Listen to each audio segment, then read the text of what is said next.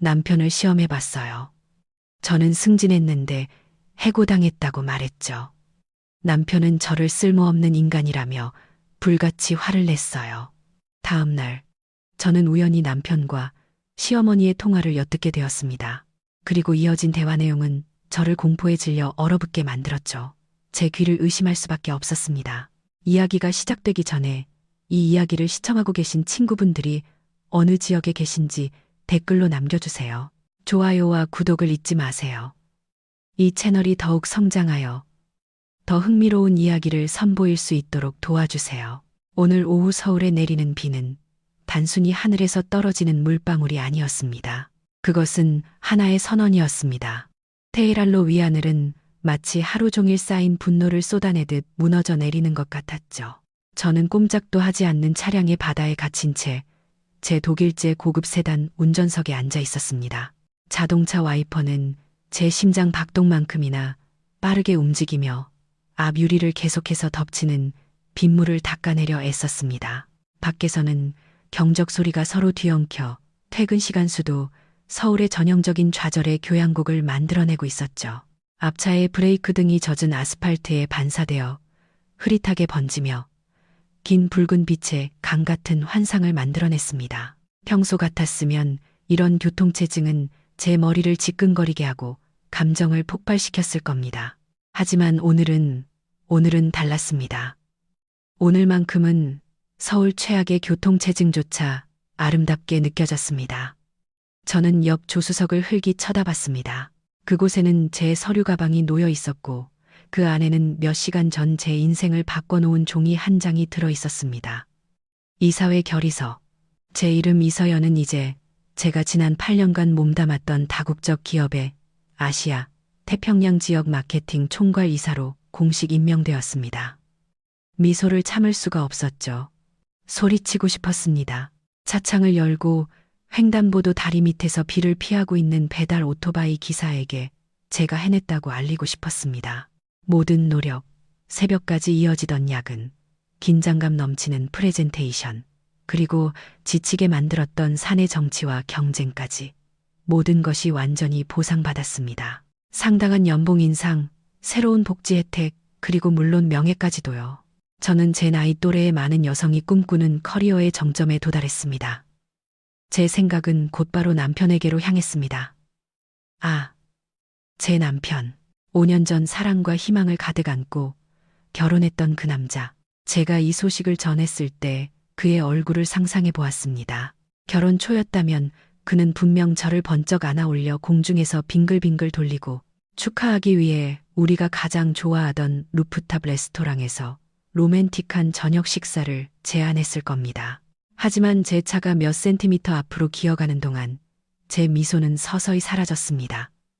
차가운 현실이 스며들어 승진의 행복감으로 인한 따스함을 압도했습니다. 최근 남편에 대한 기억은 더 이상 예전처럼 아름답지 않았습니다. 그의 태도는 변했습니다. 차갑고 거리를 두었고 종종 쉽게 짜증을 냈습니다. 우리가 저녁 식사를 할 때면 제 눈을 바라보는 것보다 휴대폰을 들여다보는 시간이 더 많았습니다. 제 돈, 즉 제가 수년간 일하며 모은 적금으로 시작한 그의 스타트업은 좀처럼 성과를 보이지 못했습니다. 하지만 이상하게도 그의 생활 방식은 점점 더 사치스러워졌습니다. 명품 옷, 청담동의 비싼 카페에서의 시간들, 그리고 새로 생긴 명품 시계 수집 취미까지. 사업이 어렵다고 말하는 사람치고는 모든 것이 이상하게 느껴졌습니다. 제가 그의 사업 진행 상황에 대해 물을 때마다 그는 항상 상투적인 대답으로 회피했습니다. 당신이 사업을 뭘 알아? 서연아, 이건 과정이 필요한 거야. 그는 항상 미묘하게 깔보는 듯한 어조로 말하곤 했습니다. 그러고 나서는 이번에는 꼭 성공할 거라는 달콤한 약속과 함께 또다시 추가 자금을 요청했죠. 의심이 흰개미처럼 제 마음을 갉아먹기 시작했습니다. 저는 그를 사랑했습니다. 진심으로 그를 믿고 싶었습니다. 하지만 한 여자, 특히 아내의 직감은 거의 틀리는 법이 없었죠.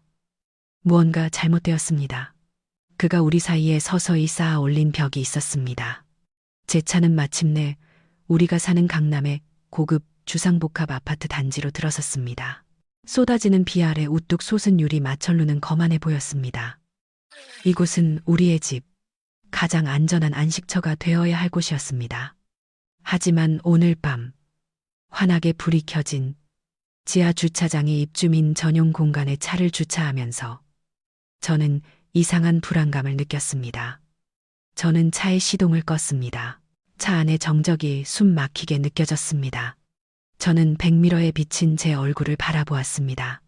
이서연 신임이사, 회사에서 많은 사람의 존경을 받는 성공한 여성. 하지만 여기, 이 주차장에서 저는 작고 연약하게 느껴졌습니다. 갑자기 미친 생각이 제 머릿속을 스쳐 지나갔습니다. 불안감과 남편의 감정에 대한 진실을 알고 싶은 절박한 필요에서 태어난 아이디어였죠. 어쩌면 이것은 제가 이 기쁜 소식을 가지고 더 나아가기 전에 우리 결혼의 기초를 시험하려는 신의 방법일지도 모릅니다. 만약 내가 그에게 이 승진에 대해 말하지 않는다면, 만약 내가 정반대의 말을 한다면, 저는 가슴속의 울림을 진정시키려 심호흡을 했습니다. 이건 위험하고 교활한 짓입니다. 저도 압니다. 하지만 저는 확신이 필요했습니다. 저 위에 있는 남자가 여전히 나라는 사람 자체를 사랑하는지, 아니면 내가 그에게 줄 수 있는 것만을 사랑하는지 알아야 했습니다. 저는 차에서 내려 일부러 무겁게 만든 걸음으로 가방을 들었습니다. 엘리베이터는 저를 35층으로 빠르게 데려다 주었습니다. 엘리베이터 문이 열리고 저는 두꺼운 카펫이 깔린 복도를 따라 우리 집으로 걸어갔습니다. 카드키로 문을 열었습니다. 넓고 현대적인 미니멀리즘으로 디자인된 우리 아파트의 거실이 저를 맞이했습니다. 샌다루드 향의 방향제 냄새가 희미하게 풍겼습니다. 바닥부터 천장까지 이어진 커다란 유리창 너머로 반짝이는 서울의 도시 불빛이 선명하게 보였습니다. 평소에는 마음을 안정시켜주는 풍경이었죠. 하지만 오늘 밤은 제가 펼칠 연극의 말없는 증인처럼 느껴졌습니다. 남편은 비싼 이탈리아제 가죽 소파에 앉아 있었습니다. 그는 대리석 커피 테이블 위로 다리를 뻗고 있었죠. 그는 한 손에는 TV 리모컨을, 다른 한 손에는 술잔을 들고 축구 경기 재방송을 보고 있었습니다. 제가 들어왔을 때 그는 고개조차 돌리지 않았습니다. 나왔어. 저는 일부러 약하고 쉰 목소리를 내며 말했습니다. 그는 TV 화면에서 눈을 떼지 않은 채 그저 웬일로 늦었어. 차 막혔나 보네. 라고 중얼거렸습니다. 저는 가방을 현관 근처 콘솔 테이블 위에 놓고 천천히 그에게 다가갔습니다. 저는 소파 옆에 서서 그의 TV 시야를 살짝 가렸습니다. 그제야 그는 고개를 들어 약간 방해받았다는 표정으로 저를 쳐다봤습니다. 표정이 왜 그렇게 굳어 있어? 그의 목소리는 조금의 걱정도 없이 무미건조했습니다. 이제 제가 가진 모든 연기력을 끌어모을 시간이었습니다. 저는 어깨를 축 늘어뜨리고 고개를 숙이고 눈에 눈물이 고이게 했습니다. 그 슬픈 감정을 끌어내기 위해 제 인생 최악의 시나리오를 상상했습니다. 오빠, 제 목소리가 떨렸습니다. 저는 극적인 틈을 만들기 위해 잠시 말을 멈췄습니다. 회사에서 안 좋은 소식이 있어. 그는 여전히 느긋하게 술을 마시고 있었습니다. 안 좋은 소식이라니, 보너스가 또 깎였어? 아니면 실적 목표가 또 올랐어? 저는 천천히 고개를 저으며 애처로운 눈빛으로 그의 눈을 바라봤습니다. 그거보다 더 안 좋아, 오빠. 저는 슬프게 들리는 긴 숨을 내쉬었습니다. 회사에서 대규모 구조조정을 했어. 나 권고사직 당했어, 오빠. 나 해고됐어. 정적, 시간의 흐름이 느려지는 것 같았습니다. 저는 그의 반응을 기다렸습니다. 그가 소파에서 벌떡 일어나 저를 껴안고 괜찮아, 자기야. 우리 함께 이겨내자. 그동안 정말 고생 많았어. 어쩌면 이제 좀 쉴 때가 된 건지도 몰라. 내가 대신 우리를 책임질게. 라고 말해주길 기다렸습니다. 위로의 말을 기다렸습니다. 등을 다정하게 쓰다듬어 주기를, 이해심 가득한 눈빛을 기다렸습니다. 하지만 다음에 일어난 일은 제 기대를 산산조각 내어 먼지로 만들어버렸습니다. 그의 얼굴에서 여유로운 표정이 순식간에 사라졌습니다. 그것은 곧바로 분노로 변하는 불신의 표정으로 바뀌었습니다. 그는 술잔을 대리석 테이블에 내던졌습니다. 다행히 깨지지는 않았지만 조용한 공간에서 귀를 찢는 듯한 쾅하는 소리를 냈습니다. 다음 순간 그는 손에 들고 있던 TV 리모컨을 옆 소파에 거칠게 집어 던졌습니다. 그는 일어섰습니다.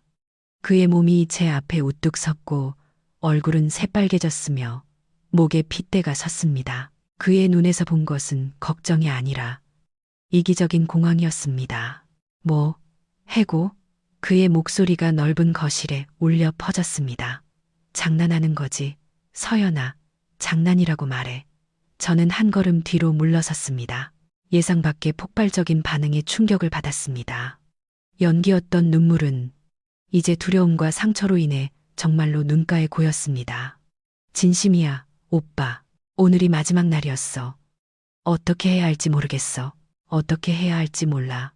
당신 생각이라는 걸 하긴 해. 그럼 내 차 할부금은 어떡하고? 이제 겨우 1년 지났는데 이 아파트 대출금은? 우리 이 만만치 않은 생활비는? 당신이 백수가 되면 누가 낼 건데?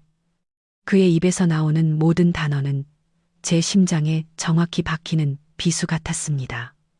그는 제 기분이 어떤지 묻지 않았습니다. 그는 제가 그 경력을 무너뜨리는 소식을 듣고 괜찮은지 묻지 않았습니다. 첫 번째, 유일하게 그가 신경 쓴 것은 그의 고급차 할부금과 그의 생활 방식이었습니다. 오빠, 나 다시 일자리 구할 수 있어. 제 목소리는 이제 연기가 아니라 정말로 떨리고 있었습니다. 나 경력 있잖아. 오래 걸리지 않을 거야. 일자리를 다시 구해. 그가 비웃는 투로 말을 잘랐습니다. 요즘 세상에 당신 같은 이사급 자리에 예전 같은 연봉 받고 들어가는 게 쉬운 줄 알아. 당신 이제 나이도 많잖아, 서연아. 당신 경쟁 상대는 더 젊고 더 싼 값에 일하려는 애들이라고. 그는 제 앞에서 초조하게 서성거리며 얼굴을 거칠게 쓸어내렸습니다. 젠장, 왜 그렇게 자기 커리어 하나 제대로 간수 못하는 거야? 사장한테 아부라도 잘해서 빌 붙었어야지. 구조조정 대상이 되다니. 내 사업 지금 어려운 거 알잖아. 당신이 버팀목이 되어줘야지. 집만 더하면 어떡해. 저는 그 자리에 얼어붙어 서 있었습니다. 다리에 힘이 풀렸습니다. 그러니까 지난 시간 동안 그의 눈에 비친 저는 이런 존재였던 겁니다. 아내가 아니라, 인생의 파트너가 아니라 졌소. 그의 가짜 생활 방식을 유지시켜주는 걸어 다니는 ATM 기계. 미안해, 오빠. 겨우 쥐어짜낸 말이었습니다. 눈물이 흘러내렸습니다. 실제로는 일어나지 않은 실직 때문에 슬퍼서가 아니라 제 결혼에 대한 환상이 깨진 것이 슬퍼서였습니다. 그는 서성거리던 것을 멈추고 제가 전에 본 적 없는 혐오스러운 눈빛으로 저를 쳐다봤습니다. 미안하다고 해서 공과 금이 해결되진 않아. 이서연, 미안하다고 해서 밥이 나오냐고. 저리 비켜. 당신 얼굴만 봐도 머리 아프니까. 그는 다시 소파에 몸을 던지고 리모컨을 거칠게 집어들어 마치 제 존재를 지워버리려는 듯 TV 볼륨을 귀가 아플 정도로 키웠습니다. 저는 잠시 동안 그 자리에 서 있었습니다. 지난 5년간 제 옆에서 잠들었던 남자의 등을 바라보며 밖의 비는 점점 더 거세졌습니다. 방금 제 마음을 산산조각낸 폭풍과 같은 리듬으로 그날 밤 차갑기만 한 우리의 고급 아파트에서 저는 한 가지를 깨달았습니다. 이서연 이사는 오늘 기업 세계에서 승리했을지 모르지만 아내 이서연은 방금 자신의 결혼에서 완패했습니다. 그리고 이것은 진정한 악몽의 시작에 불과했습니다. 그날 밤은 제 인생에서 가장 긴 밤이었습니다. 저는 킹 사이즈 침대 한쪽 끝에 누워 남편에게 등을 돌리고 있었습니다. 넓은 침대 위 우리 사이의 거리는 끝없는 바다처럼 느껴졌습니다.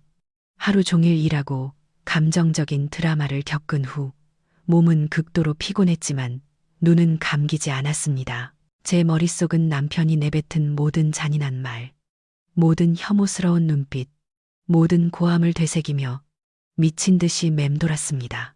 자기 커리어 하나 제대로 간수 못하는 여자. 그럼 내 차 할부금은 어떡하고?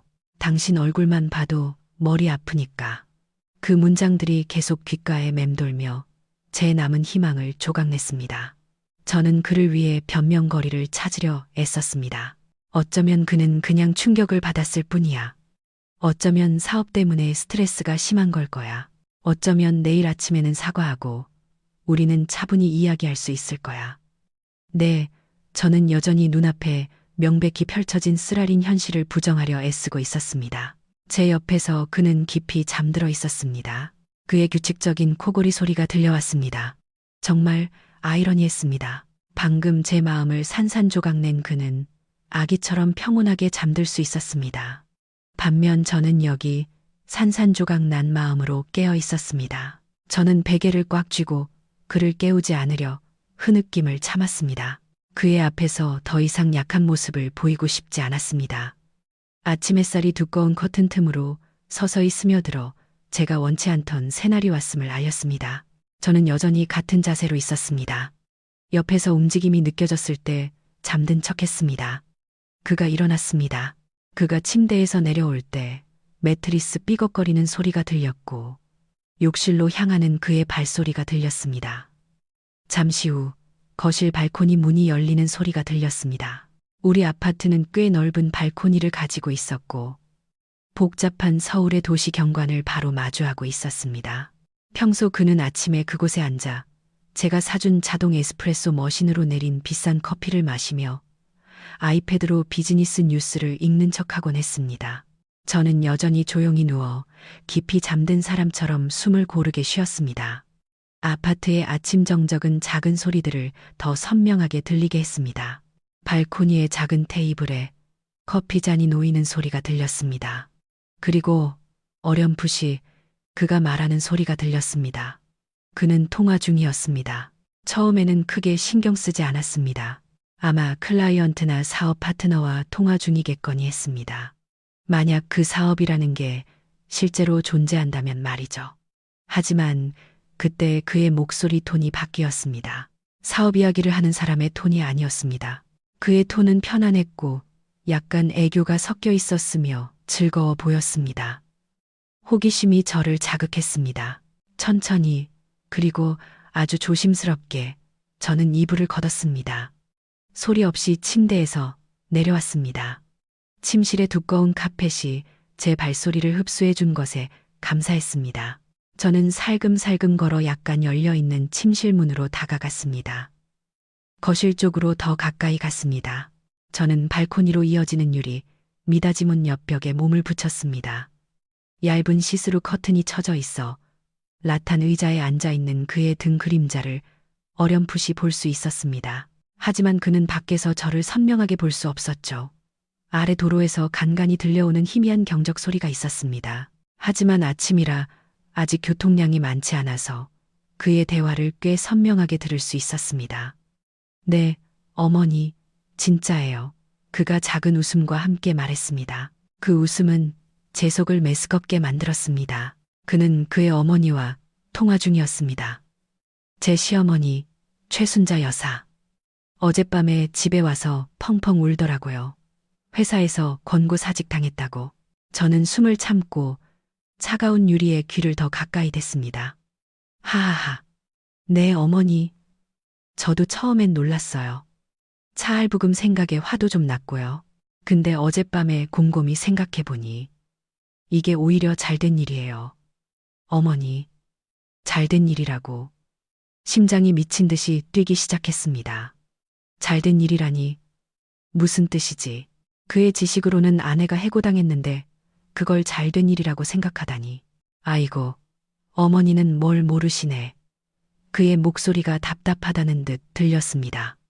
걔가 이제 일을 안 하면 수입이 없다는 뜻이잖아요. 그렇죠. 그럼 저한테 완전히 의존하게 될 거고 제 사업도 어려운 상황이라서. 그는 어려운이라는 단어에 냉소적인 강조를 했습니다. 제가 걔를 압박할 강력한 명분이 생기는 거죠. 저는 그 교활한 말들을 이해하려 애쓰며 아랫입술을 세게 깨물었습니다. 잘 됐어요, 어머니. 걔 해고돼서 쫓아내기 쉬워졌잖아요. 그의 차가운 목소리에 제 피가 얼어붙는 것 같았습니다. 그동안은 지 월급 많다고 기고만장했잖아요. 이 아파트도 걔 회사에서 지원받던 거였고, 이제 걔는 아무것도 없어요. 나를 쫓아낸다고? 그들은 나를 쫓아낼 계획을 하고 있었습니다. 무릎에 힘이 풀렸습니다. 저는 주저앉지 않으려 벽에 기대야 했습니다. 걱정 마세요, 어머니. 저 다 계획이 있어요. 그가 다시 말했습니다. 이번에는 커피를 한 모금 마시며 그 꿀꺽이는 소리가 제 귀에는 역겹게 들렸습니다. 우리 연기 좀 해요. 불쌍한 척 해주고요. 그러고 나서 남은 적금에서 위자료 좀 쥐어주는 거예요. 고향 시골 부모님 댁에 내려가서 마음 좀 추스를 하고 서울에서 멀리 떠나라고 차비하라고 말하는 거죠. 저는 더 이상 참지 못하고 눈물을 흘렸습니다. 슬픔의 눈물이 아니라 불타오르는 분노의 눈물이었습니다. 그러니까 항상 찾아와서 제 성공을 칭찬하며 새 가방을 사달라고 조르던 시어머니의 상냥한 태도 뒤에는 저를 제거하려는 추악한 계획이 숨어 있었던 겁니다. 하지만 가장 큰 충격은 아직 오지 않았습니다. 남편의 입에서 나온 다음 문장이 모든 것을 파괴했습니다. 네, 어머니. 최대한 빨리 해야죠. 이렇게 좋은 아파트 비워두면 아깝잖아요. 이 아파트는 저랑 유진이가 쓸 거니까요.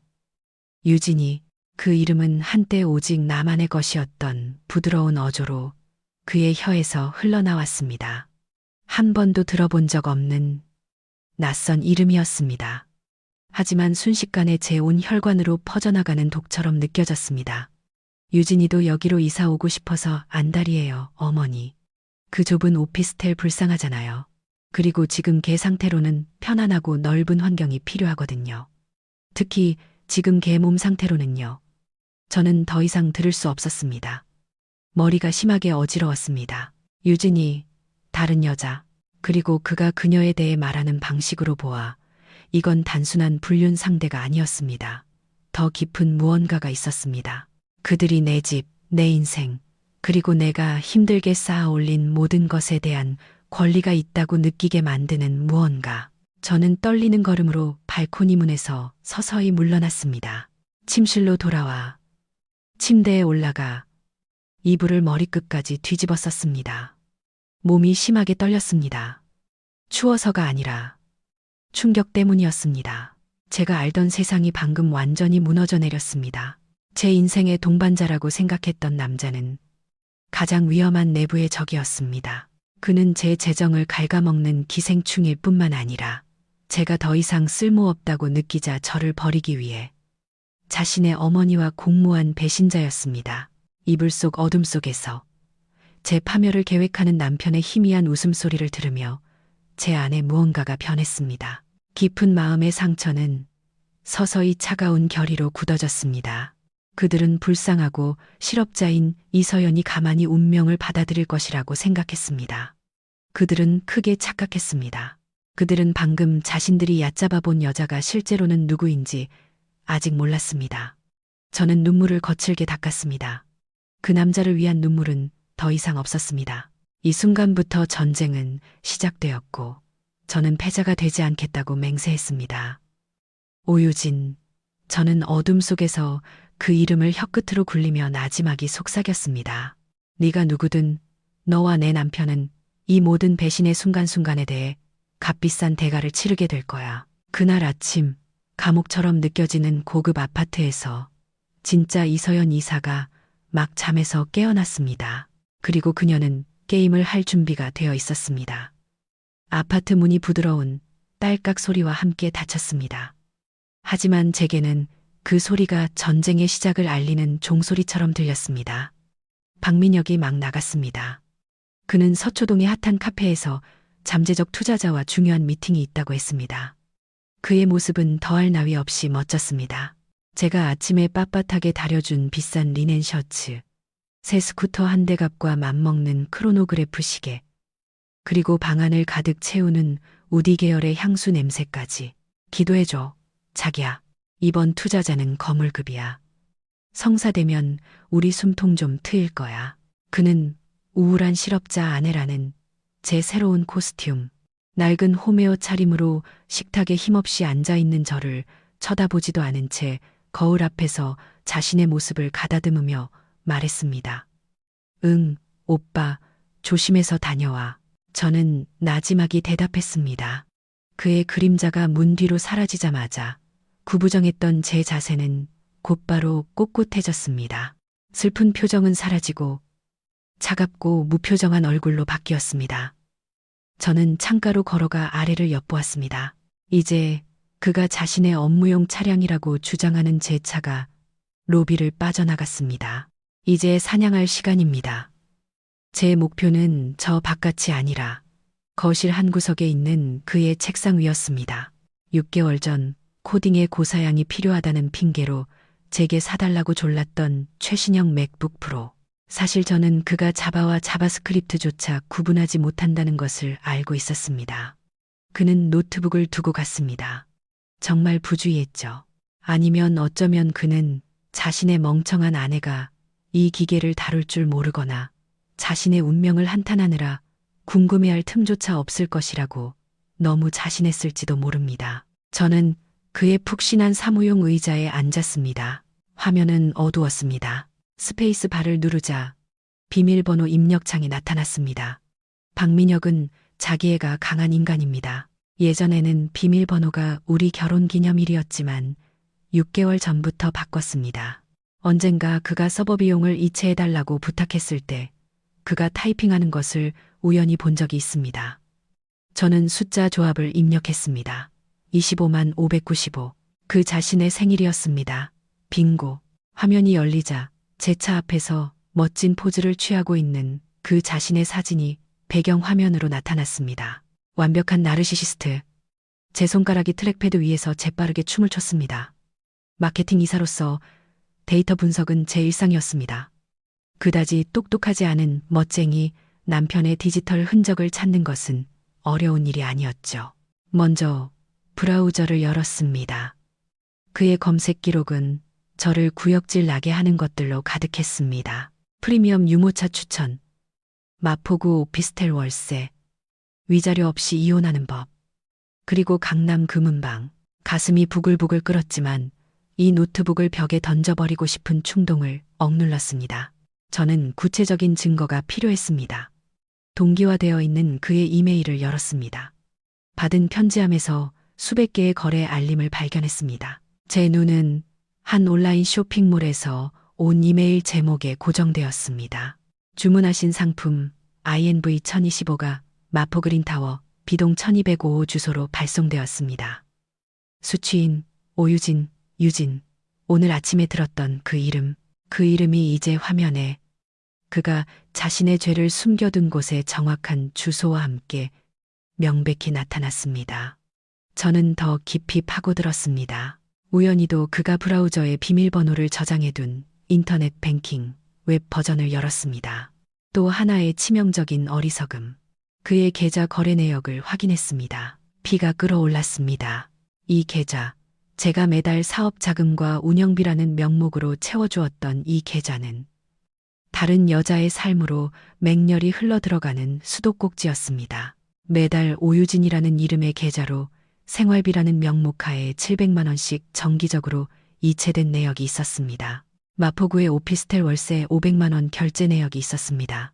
제 신용카드에 가족카드로 결제된 추가 카드 대금 청구서가 있었는데 그 카드는 마더케어 유아용품점에서 쇼핑하고 고급 레스토랑에서 저녁을 먹고 그가 비즈니스 세미나에 간다고 했던 날짜에 부산의 5성급 호텔에서 호캉스를 즐기는데 사용되었습니다. 그러니까 제가 회사 목표를 달성하기 위해 밤늦게까지 사무실에서 프레젠테이션을 하며 뼈 빠지게 일하는 동안 제 남편은 제 땀으로 번 돈으로 다른 여자를 껴안고 고급 호텔에서 자고 있었던 겁니다. 제가 사진 폴더를 열었을 때 손이 심하게 떨렸습니다. 그곳에는 My Future라는 이름의 폴더가 깔끔하게 정리되어 있었습니다. 저는 그 폴더를 클릭했고 심장이 있는 것 같았습니다. 그들 둘의 다정한 사진들, 박민혁이 하얀 피부에 긴 생머리를, 한 아름다운 젊은 여자의 허리를 감싸 안고 환하게 웃고 있었습니다. 유진, 그들은 너무나 행복해 보였고 너무나 잘 어울렸습니다. 마치 세상이 그들 둘의 것인 것처럼. 하지만 제 숨을 탔게 한 것은 그것이 아니었습니다. 최근 사진들에서 유진의 배는 불러 있었습니다. 저는 4D 초음파 사진을 스캔한 이미지 파일 하나를 열었습니다. 오른쪽 상단에는 이틀 전 검사 날짜와 임신 24주라는 설명이 적혀 있었습니다. 6개월. 그 여자는 임신 6개월이었습니다. 즉, 이 분류는 그보다 훨씬 오래전부터 계속되었다는 뜻입니다. 어쩌면 1년, 2년 전, 제가 시험관 아기 시술을 위해 열심히 돈을 모으는 동안 민혁은 항상 재정적으로 준비가 되지 않았다는 핑계로 미루고 있었습니다. 그는 사실 다른 여자를 임신시키고 있었던 겁니다. 개자식, 제 목소리가 쉬어 제 귀에도 낯설게 들렸습니다. 저는 계속해서 사진들을 스크롤했습니다. 민혁이 사랑 가득한 표정으로 유진의 부른 배에 입을 맞추는 사진이 있었습니다. 그가 제게는 단 한 번도 보여준 적 없는 표정이었습니다. 그들이 아기 침대를 고르는 사진이 있었습니다. 유진이 두 줄이 선명한 임신 테스트기를 들고 찍은 셀카 사진에는 우리의 작은 기적이라는 문구가 편집되어 있었습니다. 기적. 기적이라니, 이것은 제 파멸 위에 세워진 재앙이었습니다. 다른 폴더에서 저는 디지털 문서를 발견했습니다. 예산 계획 초안이었습니다. 제목은 출산 및 이사 준비. 저는 그 안의 항목들을 훑어보았습니다. VIP 산부인과 제왕절개 비용 완료. 서연이 위자료 사용 예정. 강남 아파트 아기방 리모델링. 서연이 쫓아내는 일정에 맞춰 진행. 목표. 다음 달 출산 예정일 전까지. 저는 손으로 입을 막고 터져 나오려는 비명을 참았습니다. 그들은 정말로 이렇게까지 세세하게 계획했습니다. 저는 단순히 이혼당하는 것이 아니었습니다. 저는 그의 새로운 여왕과 작은 왕자를 위해 이 궁전이 비워지도록 제때에 버려질 것이었습니다. 그들이 제가 받을 것이라고 생각했던 제 해고 위로금은 이미 그의 불륜 상대의 출산 비용으로 책정되어 있었습니다. 이런 잔인함의 수준은 정상적인 인간의 상상을 초월했습니다. 민혁은 단순한 기생충이 아니었습니다. 그는 괴물이었습니다. 잘생긴 얼굴과 제가 지켜주었던 남편이라는 지위 뒤에 숨어있던 괴물. 저는 서랍에서 USB 메모리를 꺼냈습니다. 항상 회사 데이터 백업을 위해 준비해두던 물건이었습니다. 이제 더 이상 떨리지 않는 손으로, 분노가 날카로운 집중력으로 변한 손으로 저는 모든 것을 복사했습니다. 모든 사진, 모든 이체 증거. 그가 노트북에 백업해둔 모든 채팅 내용, 모든 호텔 예약 증거, 모든 것. 그의 부패 증거 한 바이트도 놓치지 않았습니다. 복사 과정이 끝나자 저는 제 접속 흔적을 지우고 모든 창을 닫고 오늘의 브라우저 기록을 청소하고 노트북을 원래 상태로 다시 껐습니다. 저는 의자 위치를 그가 떠났을 때와 똑같이 살짝 비스듬하게 옮겼습니다. 저는 서서 이 조용한 고급 아파트를 바라보았습니다. 대리석 벽, 크리스탈 샹들리에, 이탈리아 가죽 소파. 이 모든 것을 저는 노력으로, 헌신으로, 가정을 꾸리기 위한 사랑으로 샀습니다. 그리고 그는 그것을 빼앗아 노력하는 법조차 모르는 여자에게 주려고 했습니다. 꿈깨, 박민혁. 저는 방의 정적을 향해 속삭였습니다. 부유한 예비 아빠가 되는 너의 아름다운 시절을 즐겨. 왜냐하면 곧 너는 네가 휘발유를 가진 사람에게 불장난을 하고 있었다는 것을 깨닫게 될 테니까. 그날 울보 이서연은 완전히 죽었습니다. 그 아파트에 남은 것은 게임을 끝낼 결정적인 카드를 쥐고 적절한 때를 기다리는 한 여자뿐이었습니다. 기생충은 자신이 이겼다고 느낄지 모르지만 그는 자신이 이제 포식자로 변한 숙주 안에서 살고 있다는 것을 잊었습니다. 민혁의 노트북 내용을 파헤친 그날로부터 일주일이 흘렀습니다. 한 세기처럼 느껴졌던 일주일. 우리 아파트는 강남에서 가장 조용하고 가장 위선적인 연극 무대로 변했습니다. 저는 청룡영화상 여우주연상 수상자의 버금가는 헌신으로 제 역할을 연기했습니다. 매일 아침 아르마니 블레이저와 제가 아끼는 명품 구두 대신 색이 바랜 무늬가 있는 홈웨어 드레스나 헐렁한 티셔츠를 입었습니다. 평소 깔끔하게 드라이하던 머리는 이제 값싼 머리핀으로 아무렇게나 묶었습니다. 얼굴은 화장기 없이 두었습니다. 심지어 잠을 못 자고 스트레스에 시달리는 사람처럼 보이기 위해 아이섀도로 눈 밑에 일부러 어두운 그림자를 만들기도 했습니다. 오빠, 장볼 돈 다 떨어졌어. 그날 아침 민혁이 직접 사와서 특별한 서랍에 숨겨둔 수입잼을 바른 토스트를 먹고 있을 때 제가 말했습니다. 그는 역겹다는 듯이 저를 쳐다봤습니다. 입안 가득 빵을 씹으며 다 떨어졌다고? 엊그제 5만 원 준 것 같은데 당신 아내 되고 나서 엄청 낭비하네. 일도 안 하고 쓸모도 없는데 낭비벽까지 심해. 서울에서 일주일에 5만 원. 예전에는 둘이서 저녁 한 끼에 200만 원도 썼었는데 쌀도 사야 하고 오빠 계란값도 요즘 비싸잖아. 저는 고개를 숙이고 홈웨어 끝자락을 만지작거리며 대답했습니다. 그럼 아껴 써야지. 라면 끓여 먹어. 어리광 부리지 말고. 그가 바닥에 제 손이 아니라 바닥에 5만 원짜리 지폐 한 장을 던지며 쏘아붙였습니다. 자, 주워. 모레까지 이걸로 버텨. 나 지금 현금 없어. 저는 완벽한 연기를 하며 떨리는 손으로 그 돈을 주었습니다. 고마워, 오빠. 속으로는 비참하게 웃었습니다. 현금이 없다고.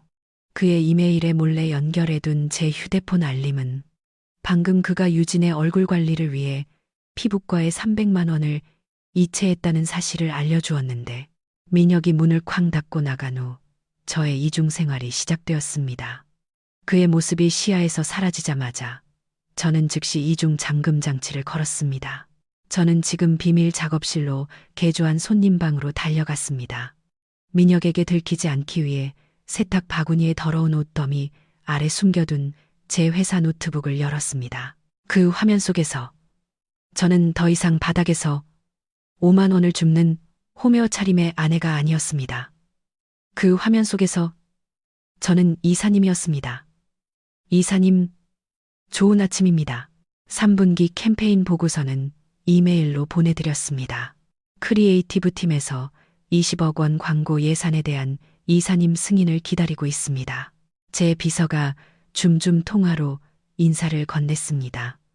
저는 홈웨어 위에 블레이저를 걸쳤습니다. 제가 집에 있다는 것을 아무도 의심하지 않도록 줌 배경을 전문적인 사무실 가상 이미지로 바꿨습니다. 고마워요, 김대리. 확인했고 모두 승인해요. 하지만 디지털 광고 배치 부분은 수정해 주세요. 테헤란로와 강남역 일대를 우리가 장악했으면 좋겠어요. 제 목소리는 단호했고 위험이 서려 있었습니다. 아까 민혁에게 했던 가련한 속삭임과는 전혀 달랐습니다. 수십억 원짜리 프로젝트를 관리하며 일하는 동안 저는 제 개인적인 프로젝트도 진행했습니다. 기생충 무너뜨리기 프로젝트. 저는 온라인으로 구매한 초소형 몰래카메라 3대를 설치했습니다. 하나는 거실에, 하나는 그가 어머니와 통화하고 나던 발코니 근처에, 그리고 하나는 현관문을 향하도록 했습니다. 모양은 작은 나사나 연기 감지기처럼 생겨서 민혁 같은 일반인의 눈에는 절대 발각될 수 없었습니다. 매일 오후 저는 그 결과물을 수확했습니다. 그 녹화 영상들은 고통스러운 오락거리가 되었습니다. 저는 민혁이 자신을 위한 명품 쇼핑백을 들고 집에 돌아와서 아파트로 올라오기 전에 차 트렁크에 숨기는 것을 보았습니다. 저는 그가 우리 거실에서 유진과 영상 통화를 하며 제 아파트 가구들을 보여주는 것을 보았습니다. 나중에 이 촌스러운 소파는 버리고 크림색으로 바꾸자. 그래야 감성 있지. 유진이 민혁의 휴대폰 화면 너머로 말했습니다. 그녀의 목소리는 역겨울 정도로 애교가 넘쳤습니다. 당연하지, 자기야. 저 기생충만 나가면 네가 원하는 대로 마음껏 다시 꾸며. 여긴 우리 집이 될 거니까. 민혁이 웃으며 대답했습니다. 기생충. 그는 자신의 삶을 지탱해주는 아내를 기생충이라고 불렀습니다. 어느 날 오후 비가 다시 세차게 내렸습니다. 민혁은 평소보다 일찍 집에 왔습니다. 저는 식탁에 앉아 계란도 없이 멀건 국물에 라면을 먹고 있었습니다. 제 드라마를 위한 필수 소품이었죠. 값싼 MSG 양념 냄새가 방 안을 가득 채웠습니다. 민혁은 피자 냄새를 풍기며 들어왔습니다. 배에서 꼬르륵 소리가 났습니다. 하루 종일 마라톤 회의를 했기 때문에 정말로 배가 고팠습니다. 오빠, 피자 사왔네. 저는 그의 손에 들린 상자를 보며 조용히 물었습니다. 그는 저를 쳐다본 후 제 라면 그릇을 쳐다봤습니다. 그의 입꼬리가 올라가며 냉소적인 미소를 지었습니다. 응, 왜, 먹고 싶어. 제가 작게 고개를 끄덕였습니다. 아, 안타깝네. 그가 상자를 열고 아직 김이 모락모락 나고 치즈가 녹아내리는 피자 한 조각을 집으며 말했습니다. 이건 내가 제일 좋아하는 미트로버스 피자고 딱 나 혼자 먹을 만큼만 사왔어. 당신은 지금 절약해야 하잖아. 피자 같은 건 당신 백수 신세랑 안 어울리지. 그는 소파에 앉아 넷플릭스를 보며 개걸스럽게 피자를 먹었고 일부러 시끄럽게 쩝쩝거리는 소리를 냈습니다. 그는 저를 괴롭히는 것을 진정으로 즐기고 있었습니다. 그는 제가 고통받는 것을 보고 싶어 했고 굶주리는 것을, 정신적으로 무너지는 것을 보고 싶어 했습니다. 그에게 제 몰락은 그의 승리였습니다. 저는 이미 식어버린 라면을 다시 입으로 가져갔습니다. 맛은 밍밍했고 제 결혼 생활만큼이나 무미건조했습니다. 하지만 한 젓가락 한 젓가락이 제게 힘을 주었습니다. 배부르게 먹어도 박민혁, 저는 속으로 생각했습니다. 내 자식의 분유값을 지금 즐길 수 있을 때 즐겨. 왜냐하면 곧 넌 바닥을 기게 될 테니까. 그날 밤 그가 배불리 잠들었을 때 저는 다시 노트북을 열었습니다. 이번에는 일을 하기 위해서가 아니라 반격의 시간표를 짜기 위해서였습니다. 저는 그와 그의 어머니 최순자 여사와의 대화 증거를 이미 수집했습니다. 그가 샤워하는 동안 잠금 해제된 상태로 침대 위에 놓여있던 그의 휴대폰에서 제가 성공적으로 복사한 카카오톡 대화 내용 중 하나가 있었습니다. 그는 방심의 끝을 달리고 있었습니다. 최 여사가 장문의 메시지를 보냈습니다. 민혁아, 엄마가 아는 용한 점쟁이한테 물어봤다. 서연이 쫓아내기 좋은 날이 큰 비가 오는 날이래. 그래야 재수가 빗물에 씻겨 내려간다고 하더라. 다음 주 일기예보 보니까 계속 비 온다. 너 정신 단단히 차려라. 걔가 죄책감 느끼게 만들어. 일 제대로 못한 자기 탓이라고 생각하게 만들라고. 절대 재산 분할해달라고 못하게. 그 재산은 유진이 뱃속에 있는 내 손주 거니까. 저는 마른 눈으로 화면을 응시했습니다. 더 이상 눈물은 없었습니다. 제 마음은 돌처럼 굳었습니다. 제가 존경하고 금부치를 사드리고 작년에 성지순례 비용까지 내드렸던 시어머니가 이 모든 것의 배후에 있는 정신적 지주였습니다. 저는 노트북을 덮었습니다. 제 눈은 벽에 걸린 디지털 달력에 고정되었습니다. 일기예보는 정확했습니다. 다음 주 서울에는 폭풍우가 몰아칠 것입니다. 좋아요, 최순자 여사님. 박민혁 씨, 저는 어둠 속에서 중얼거렸습니다. 큰 비가 오는 날 결판을 내고 싶다고요. 제가 평생 잊지 못할 폭풍우를 선사해드리죠. 저는 휴대폰을 집어 대학 시절부터 친한 친구이자 우리 회사 변호사인 친구에게 짧은 메시지를 보냈습니다. 선우야, 자산 동결 서류랑 이혼 소송장 준비해줘. 그리고 건물 보안팀에도 연락 좀 부탁해. 다음 주에 있을 쇼를 위해 그들의 도움이 필요해. 곧바로 답장이 왔습니다. 알겠습니다, 이사님. 쇼타임이군요. 저는 타자를 쳤습니다. 저는 남편 옆에 다시 누웠습니다. 그는 또 코를 골고 있었습니다. 푹 자, 오빠. 유진이랑 호화롭게 사는 네 아름다운 꿈을 꿔. 왜냐하면 네가 잠에서 깨어났을 때 현실은 그 어떤 악몽보다도 훨씬 더 세게 너를 내리칠 테니까. 서울 하늘은 마치 제가 오늘 상연할 드라마의 대본을 이해하는 듯 했습니다. 먹구름이 낮게 두껍고 시커멓게 드리워져 마치 지구를 향해 분노를 쏟아낼 준비가 된 것 같았습니다. 아침부터 멀리서 천둥 소리가 연이어 들려와 우리 부부 관계의 마지막 장면을 위한 섬뜩한 배경음을 만들어냈습니다. 저는 침실 한가운데 서서 바닥에 열려있는 커다란 여행 가방을 내려다보았습니다. 그 안에는 제가 거의 입지 않는 낡은 옷들만 넣었습니다. 제 명품 옷들과 비싼 가방 컬렉션은 먼지가 쌓일까봐 걱정된다는 핑계로 제가 우울증에 걸린 척하기 시작한 지난주에 이미 창고 보관함에 넣어두었습니다. 민혁은 감출 수 없는 가벼운 발걸음으로 방에 들어왔습니다. 그는 걱정스러운 표정을 지으려 애썼지만 그의 눈은 반짝이고 있었습니다. 자유의 반짝임, 승리의 반짝임. 그는 깔끔한 폴로 셔츠와 치노 팬츠를 입고 있었습니다. 마치 집안에 쓰레기를 버린 후 귀한 손님을 맞이할 준비가 다 된 것 같았죠. 준비 다 됐어, 자기. 그가 부드럽게 물었습니다. 가짜 부드러움이었습니다. 그의 말투는 늙고 병든 애완동물을 안락사시키려는 수의사 같았습니다. 빠뜨리는 거 없게 잘 챙겨. 나중에 다시 여기 오려면 귀찮아지니까. 저는 낡은 티셔츠 한 장을 천천히 접으며 조용히 고개를 끄덕였습니다. 응, 오빠 거의 다 챙겼어. 그는 침대 가장자리에 앉아 일부러 크게 한숨을 쉬었습니다. 솔직히 오빠, 너 이렇게 보내는 거 마음이 너무 무겁다. 근데 어쩌겠어. 우리 경제 상황이 지금 말이 아니잖아. 오빠 사업도 시험대에 올랐고, 그리고 너도 네 상황 잘 알잖아. 우리 둘이 이런 생활 수준을 유지하는 건 불가능해. 저는 그의 얼굴에 침을 뱉고 싶은 욕구를 참았습니다. 오빠 사업이 시험대에 올랐다고? 어제 그의 신용카드 명세서에 10g짜리 금팔찌 구매 내역이 있는 걸 봤는데. 미안해, 오빠. 내가 짐이 됐네. 저는 쉰 목소리로 말했습니다. 그 문장은 마지막 미끼였습니다. 응, 괜찮아. 어쩔 수 없는 재앙 같은 거니까. 그가 빠르게 대답했습니다.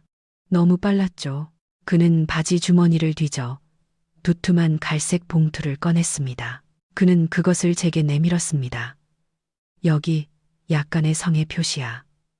오빠가 이거 마련하려고 오래된 시계 팔았어. 그가 영웅적인 어조로 말했습니다. 여기 100만 원 들어있어. 내 고향 부모님 댁에 내려갈 때 차비에. 버스비, 길에서 밥 사 먹을 돈. 그리고 거기서 시작할 미천으로서 혹시 알아, 작은 가게라도 열 수 있을지. 저는 그 봉투를 받았습니다. 가볍게 느껴졌습니다. 그의 눈에 비친 제 자존심만큼이나 가벼웠죠. 100만 원, 5년 동안 그의 생활비를 대주고, 차를 사주고, 어디로 사라졌는지 모를 수억 원의 사업 자금을 대주고, 이 호화로운 아파트의 모든 공과금을 내준 대가였습니다. 그는 저를 100만 원에 버렸고, 시계를 팔았다는 거짓말을 했습니다.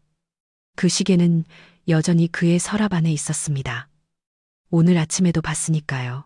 이 돈은 분명 그가 현금 서비스로 뽑은 제 신용카드 잔여 한도에서 나온 것이 틀림없었습니다. 고마워, 오빠. 저는 무미건조하게 말했습니다. 자, 그럼. 오빠가 서울역까지 가는 택시 불러줄게. 오빠는 못 데려다 줘. 이따가 투자자랑 급한 미팅이 있어서. 그가 일어서며 제 어깨를 툭 쳤습니다. 그는 제가 빨리 가기를 안달이 나 있었습니다. 분명 유진과 약속을 잡았을 겁니다. 저는 지익하는 긴 소리와 함께 여행 가방의 지퍼를 닫았습니다. 그리고 몸을 일으켜 세웠습니다. 저는 깊은 숨을 들이마셔 폐를 용기로 가득 채웠습니다. 가면을 벗을 시간이었습니다. 택시 필요 없어, 오빠. 제가 말했습니다. 제 목소리 톤이 바뀌었습니다. 더 이상 슬픈 떨림도 망설임도 없었습니다. 제 목소리는 이제 이사회 회의를 주재할 때처럼 맑고 차갑고 힘이 있었습니다. 민혁은 문가에서 걸음을 멈췄습니다. 그는 고개를 돌렸고 이마에 주름이 잡혔습니다. 무슨 소리야? 그럼 뭐 타고 가려고? 설마 걸어가겠다는 건 아니지? 비 오는데. 저는 대답하지 않았습니다. 저는 그를 지나쳐 침실을 나와 넓은 거실로 향했습니다. 제 발걸음은 단호했고 턱은 높이 들려 있었습니다. 민혁이 혼란스러워하며 저를 따라왔습니다. 서연아, 어디가? 출구는 저쪽이야. 그가 현관 쪽을 가리켰습니다. 저는 우리가 자랑스러워하던 긴 대리석 식탁 바로 앞에 멈춰 섰습니다. 그 식탁 위에는 점심 식사가 준비되어 있지 않았습니다. 오늘 아침 그가 샤워하는 동안 저는 이미 작은 전시회를 준비해 두었습니다. 저는 그것을 새틴 식탁보로 덮어두었죠. 빠르고 극적인 움직임으로 저는 식탁보를 확 걷어냈습니다. 그곳에는 세 가지 물건이 드러났습니다. 법정의 증거물처럼 깔끔하게 정리되어 있었죠. 첫째, 제가 일하는 회사의 황금 로고가 박힌 검은색 가죽 서류철. 둘째, 특정 부분에 빨간색 형광펜으로 표시된 은행 거래 내역서 뭉치. 셋째, 평소 우리 결혼 사진이 들어있던 액자에는 이제 사디 초음파 사진 한 장이 들어 있었습니다. 민혁은 입을 다물었고 그의 눈은 그 물건들을 보고 커졌습니다. 그의 얼굴에 있던 혼란은 서서히 본능적인 두려움으로 바뀌었습니다. 이게 뭐야, 서연아? 그가 더듬거리며 물었습니다. 저는 돌아서서 그를 마주했습니다. 저는 그의 눈을 날카롭게 쳐다봤습니다. 먹이를 궁지에 몰아넣은 포식자의 시선이었습니다. 이게 진짜 이별 선물이야, 오빠. 당신이 준 푼돈 100만 원이 아니라. 민혁이 앞으로 다가와 떨리는 손으로 검은 서류철을 집었습니다. 그는 그것을 열었습니다. 이사회 결의서. 민혁은 그 안에 글씨를 숨막히는 목소리로 대샀습니다. 이서연님을 아시아 태평양 지역 마케팅 총괄 이사로 임명함. 그의 얼굴이 창백해졌습니다. 그는 고개를 들어 저를 쳐다봤고 입을 벌렸습니다. 너 해고당한 거 아니었어? 저는 비스듬히 미소 지었습니다. 눈까지 웃지 않는 미소였습니다. 그건 시험이었어, 민혁아. 충성도, 시험, 그리고 축하해. 완벽하게 낙제했어. 점수는 빵점이야. 하지만 민혁은 말을 잇지 못했습니다. 그의 둔한 뇌가 이 정보를 처리하려 애썼습니다. 다른 것도 읽어봐. 저는 차갑게 명령했습니다. 거기서 멈추지 말고 점점 더 떨리는 손으로 민혁은 은행 거래 내역서 뭉치를 집었습니다. 그의 눈은 제가 표시해둔 줄들을 훑었습니다. 오유진에게 700만 원 이체, 마포 오피스텔 월세 500만 원 결제, 마더케어 강남점 350만 원, 파크 하리트 부산 호텔 420만 원. 그의 관자놀이에서 식은땀이 흐르기 시작했습니다. 종이들이 그의 손에서 떨어져 대리석 바닥에 흩어졌습니다. 그는 한 걸음 뒤로 물러서다 식탁 의자에 부딪혔습니다. 그리고 마지막, 제가 턱으로 사진 액자를 가리키며 말했습니다. 네 아들이잖아. 유진이 임신 24주, 남자아이. 그 방 안에서는 밖의 천둥 소리보다 더 큰 정적이 폭발했습니다. 민혁은 순수한 공포에 질려 저를 바라보았습니다. 그는 마치 유령을 본 것 같았습니다. 그가 어머니와 함께 꼼꼼하게 계획하고 철저히 지켰던 그의 비밀이 이제 제 앞에서 발가벗겨졌습니다. 서연아, 내가 설명할 수 있어. 그의 목소리가 쥐어짜는 듯 나왔습니다. 아까의 단호한 남편의 위험은 사라지고 없었습니다. 뭘 설명해. 제가 날카롭게 말을 잘랐습니다. 네 첩이 여기서 애 낳을 수 있게 오늘 나를 쫓아내려 했다는 걸 설명하겠다고? 너랑 내 엄마가 몇 달 동안 이걸 계획했다는 걸 설명하겠다고? 아니, 그런 게 아니야. 오해야. 민혁은 부정하려 했고 그의 비겁한 반사신경이 튀어나왔습니다. 저는 웃었습니다. 건조하고 끔찍한 웃음이었습니다. 오해? 힘 빼지 마, 오빠. 아직 안 끝났으니까.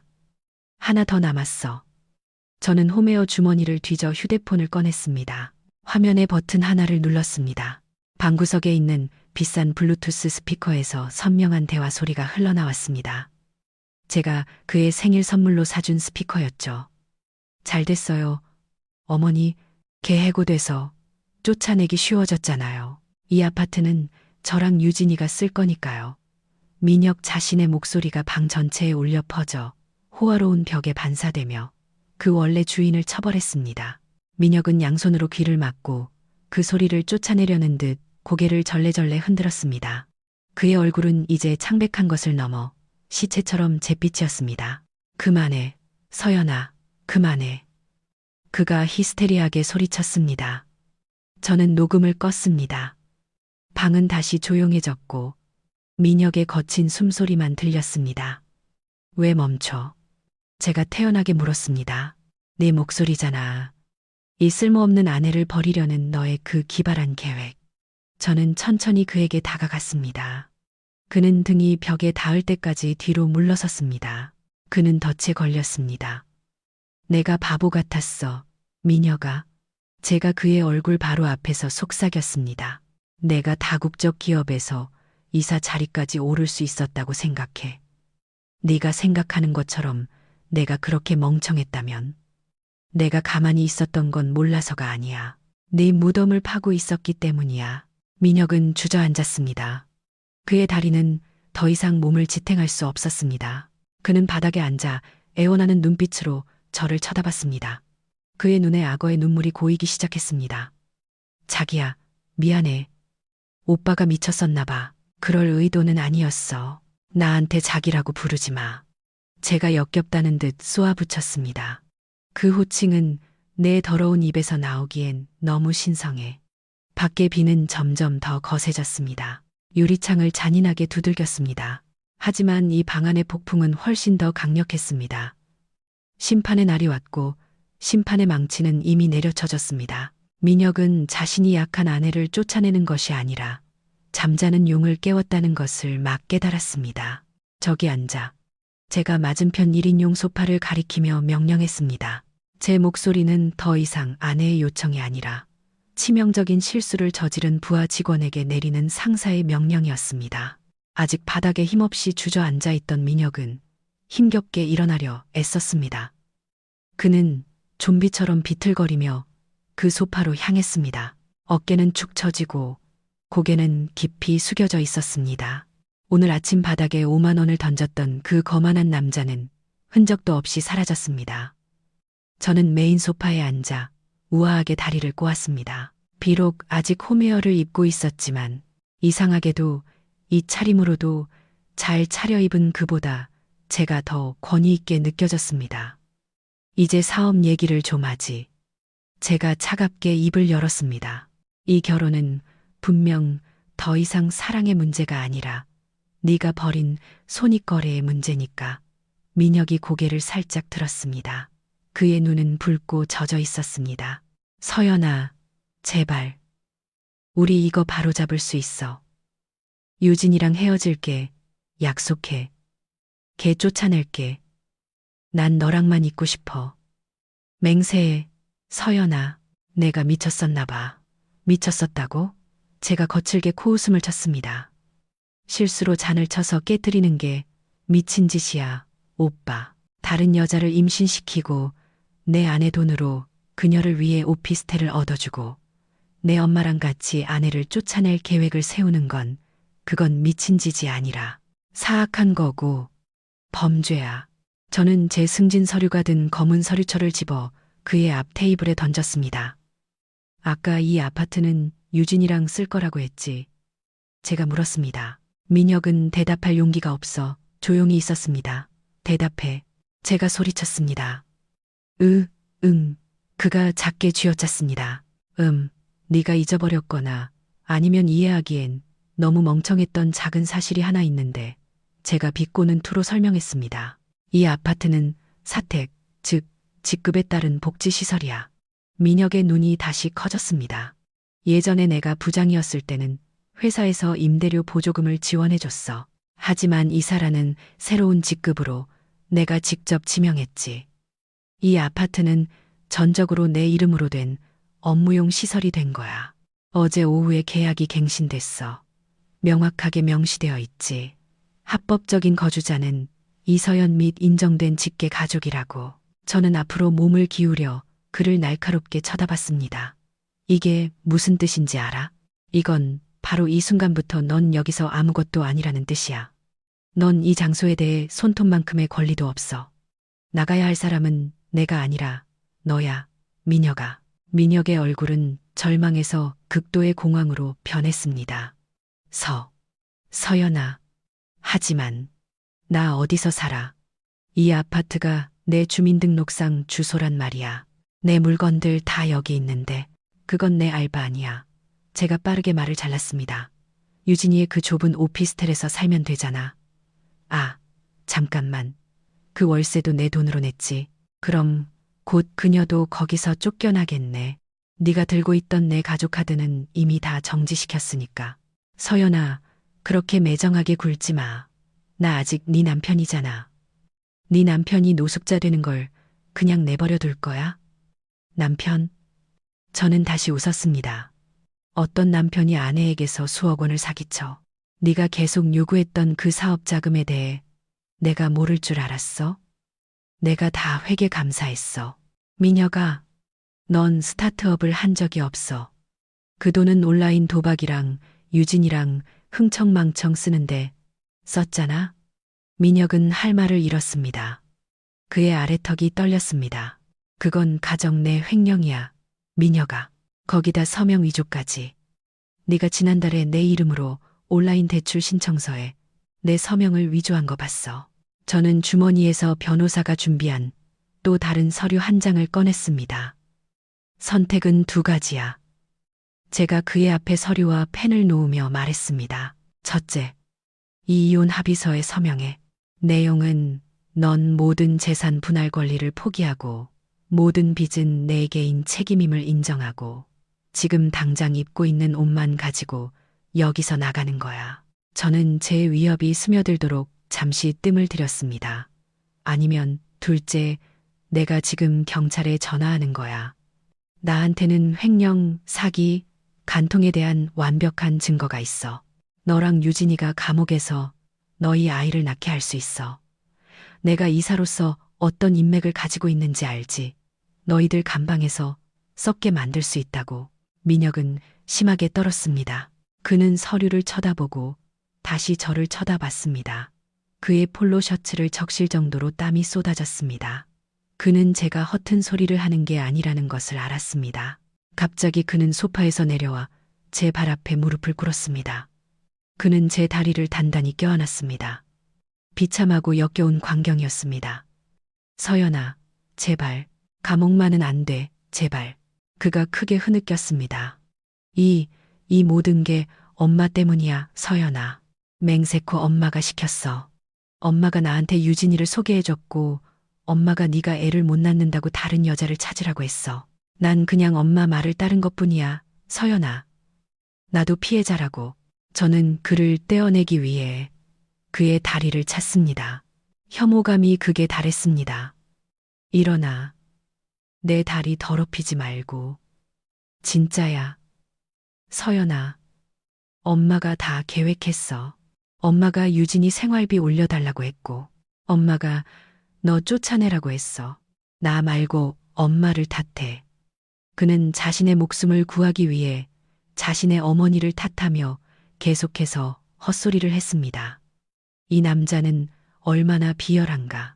그는 어머니와 공모하여 저를 파괴하려 했습니다. 그리고 이제 그가 궁지에 몰리자 그는 망설임 없이 자신의 어머니를 버스 아래로 던져버렸습니다. 일어서 제가 소리쳤습니다. 민혁은 콧물과 눈물이 얼굴에 뒤섞인 채 힘겹게 일어섰습니다. 누가 시작했는지는 관심 없어. 넌 성인 남자야, 민혁아. 넌 뇌가 있어. 넌 그 사악한 계획에 동참하기로 선택했어. 제가 차갑게 말했습니다. 이제 서명하든지 아니면 경찰에 전화하든지 셋셀게. 하나. 저는 휴대폰을 집어들고 번호를 누르기 시작했습니다. 둘. 제 검지가 통화 버튼 위를 맴돌았습니다. 알았어, 알았어. 서명할게. 민혁은 패닉에 빠져 펜을 낚아챘습니다. 통제 불능으로 떨리는 손으로 그는 인주 위에 서명을 했습니다. 그가 끝내자마자 저는 바로 서류를 잡아당겼습니다. 좋아. 이제 나가. 제가 문을 가리키며 명령했습니다. 서연아, 내 옷이랑 노트북은? 그가 애원하며 물었습니다. 그 노트북은 네가 내 돈으로 산 자산이야. 그러니 네가 훔쳐간 돈의 일부에 대한 손해배상으로 내 거야. 옷들은 제가 어깨를 으쓱했습니다. 나중에 쓰레기 봉투에 담아서 로비에 둘게. 경비 아저씨한테서 찾아가면 돼. 지금 당장 나가. 제가 소리쳤습니다. 제 목소리가 아파트를 가득 채우며 울려 퍼졌습니다. 민혁은 깜짝 놀라 움찔했습니다. 그는 마지막으로 저를 바라보았습니다. 제 눈에 사랑의 잔재라도 남아있기를 바라는 듯 했습니다. 하지만 그는 아무것도 찾지 못했습니다. 견고한 얼음벽 외에는 그는 비틀거리는 걸음으로 출구를 향해 걸어갔습니다. 그가 문을 열자 비바람이 섞인 강한 바람이 그의 얼굴을 때렸습니다. 밖의 아파트 복도는 이제 그에게 차갑고 낯설게 느껴졌습니다. 그가 막 밖으로 한 걸음 내디뎠을 때 엘리베이터에서 띵하는 소리가 들렸습니다. 엘리베이터 문이 열렸습니다.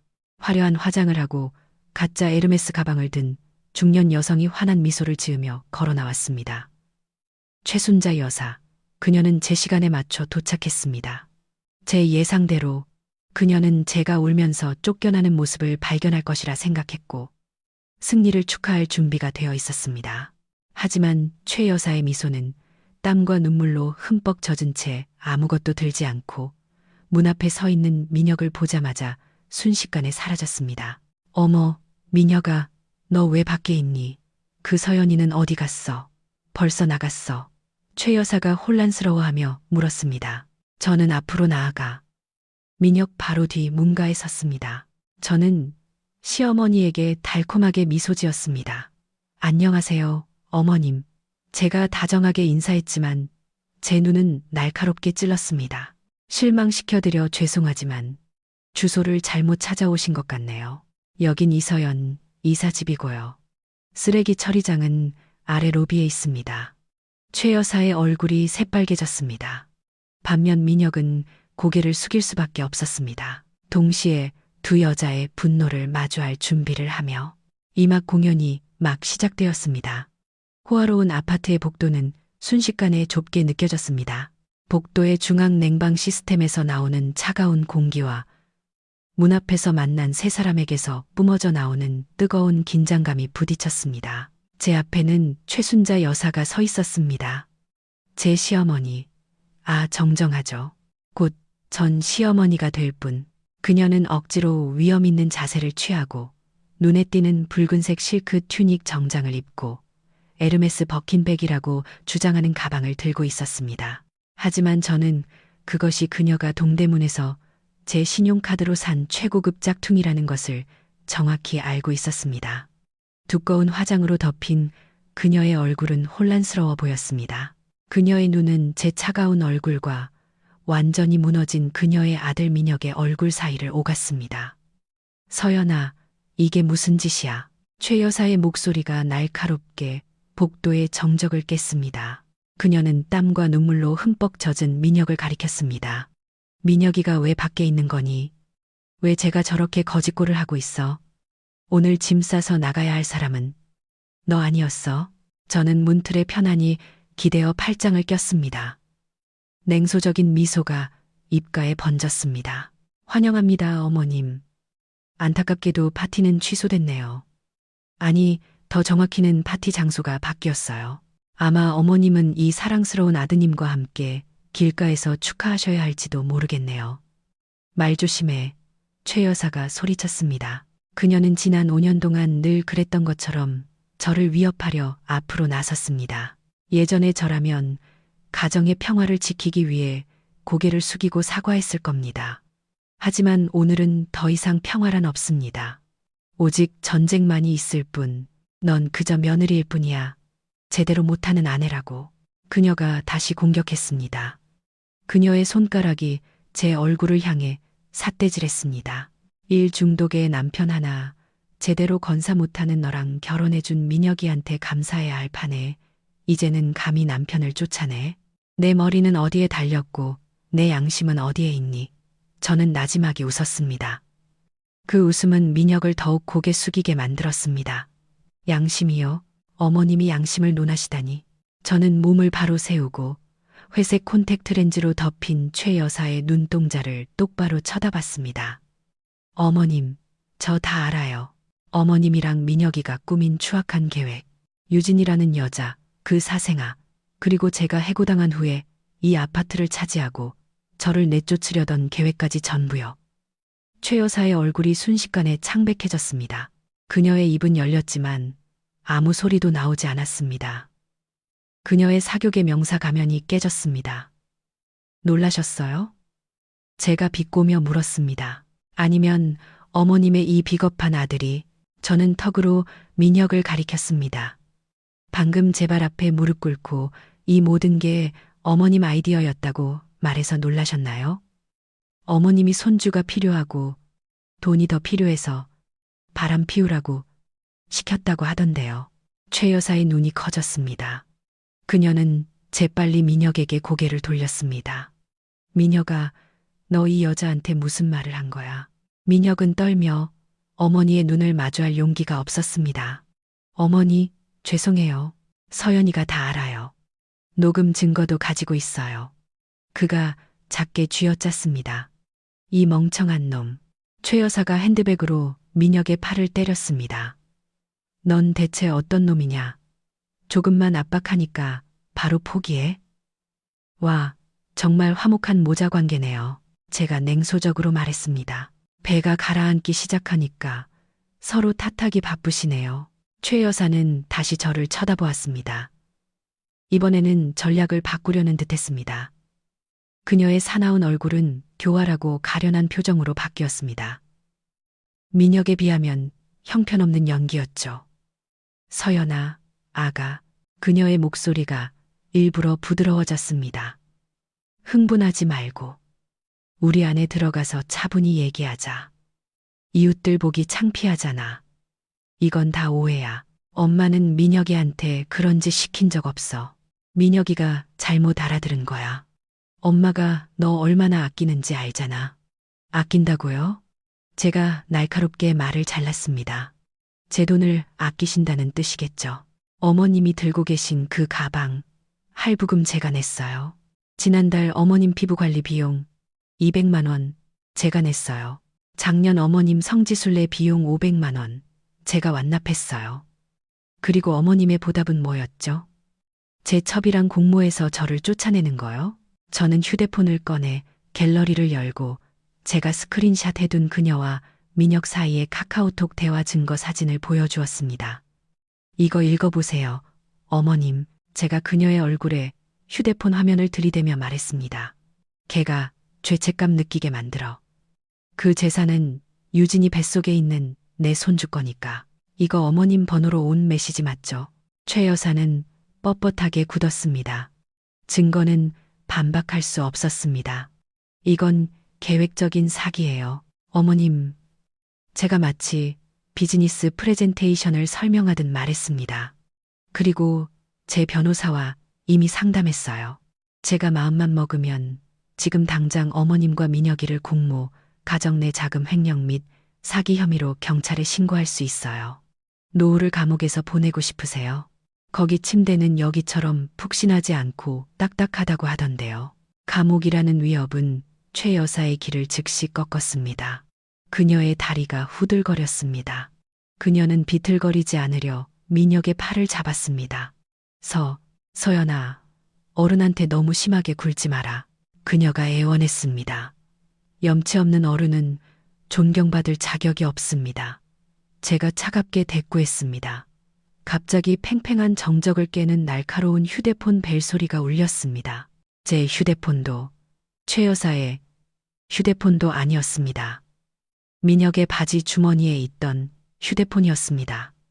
벨소리는 촌스러운 로맨틱한 노래였습니다. 밝게 켜진 휴대폰 화면에는 하트 이모티콘이 잔뜩 붙은 연락처 이름이 떠 있었습니다. 내 사랑 유진. 그리고 그것은 영상 통화였습니다. 민혁은 패닉에 빠졌습니다. 그는 주머니를 뒤져 통화를 끊으려 했습니다. 하지만 제 손이 더 빨랐습니다. 저는 그의 손에서 휴대폰을 낚아챘습니다. 안 돼. 민혁이 소리쳤습니다. 저는 신경 쓰지 않았습니다. 저는 녹색 버튼을 밀었습니다. 젊고 아름다운 여성의 얼굴이 즉시 화면을 가득 채웠습니다.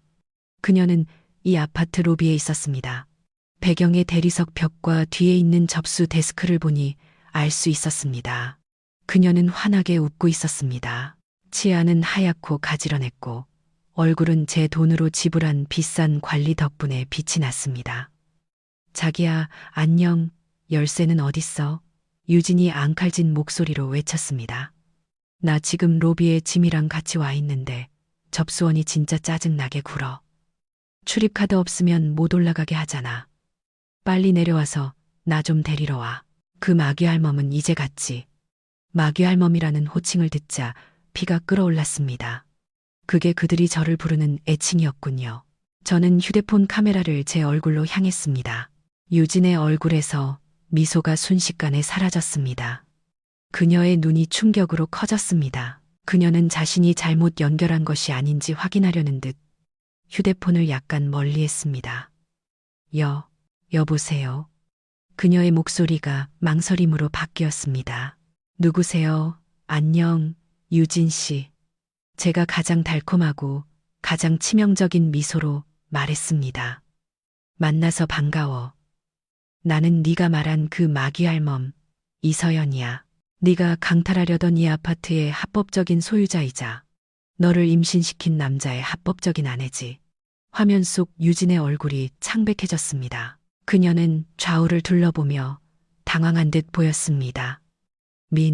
민혁 오빠는 어딨어요?